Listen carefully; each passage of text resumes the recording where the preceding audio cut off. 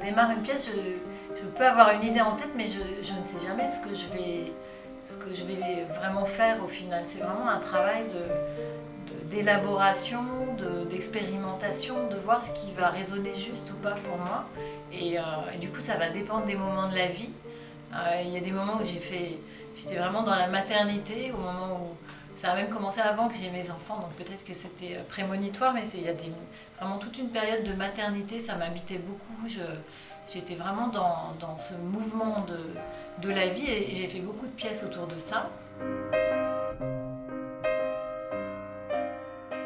Par rapport à d'autres matériaux comme la pierre ou le bois, l'argile c'est vraiment un matériau qui est complètement différent, c'est un matériau qui a beaucoup de sensualité et il y a un vrai plaisir à travailler cette matière et c'est vrai que ce processus de création que j'ai avec l'argile, je ne pourrais pas l'avoir. Je ne pourrais pas l'avoir avec un autre matériau. Et ça, je trouve que c'est vraiment quelque chose d'extraordinaire. Cette malléabilité, cette sensualité de la matière. C'est une forme de danse en fait. Parce qu'il y a l'argile d'un côté et moi de l'autre.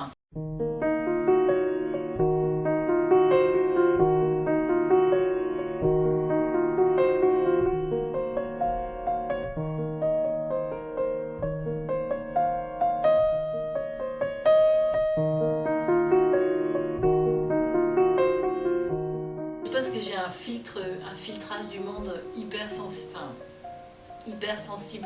comme s'il y avait du trop plein, ou comme s'il y avait une très grande intensité des choses que je vois ou que je perçois, et d'exprimer les choses par la sculpture, par la musique, par le chant, et c'est vrai aujourd'hui beaucoup par la sculpture, c'est une façon d'exprimer tout ça. Et c'est vrai qu'au début, et même pendant pas mal d'années, je ne voulais surtout pas que quelqu'un voie ce que j'avais fait. Je pense que si quelqu'un avait porté le moindre jugement négatif, j'aurais arrêté instantanément. Et si le jugement avait été positif, je pense que c'était décalé par rapport à là où j'en étais. J'avais besoin d'exprimer des choses. Et en plus, comme c'est un matériau au départ auquel je ne connaissais rien, je ne cherchais pas à ce que ça soit beau. Enfin, j'étais vraiment en exploration, en expérimentation. Et le jugement ou l'idée de montrer ce que j'avais fait à des personnes, c'était vraiment la dernière de mes préoccupations. Ça demande une disponibilité, je pense, une disponibilité intérieure.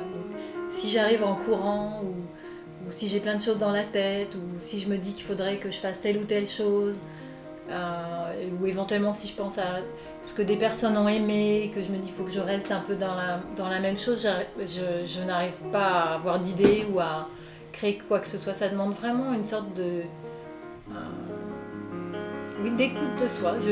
C'est pas forcément calme, j'allais dire il faut un certain calme, mais pas forcément.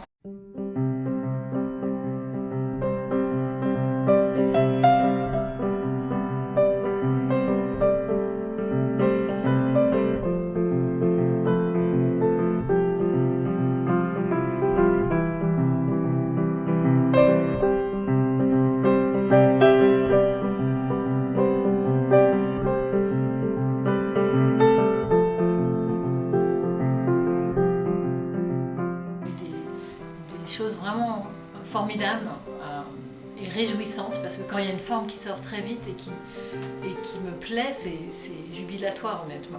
Et il y en a eu d'autres, et en particulier les grandes pièces, ça a pu être 2 ans, 3 ans de travail, avec des pièces parfois qui se sont littéralement désintégrées ou effondrées en cours de route. Donc il y a aussi une persévérance et une rigueur à avoir, parce que l'argile demande, en plus pour être cuite, il y a vraiment des contraintes. Donc il y a besoin d'intégrer ces contraintes, de faire que la pièce tienne, que l'argile résiste au fur et à mesure que la pièce grandit. Et donc c'est tout un travail à la fois de rigueur et de respecter les règles et les contraintes du matériau. et aussi d'être en résonance avec ce que j'ai envie d'exprimer.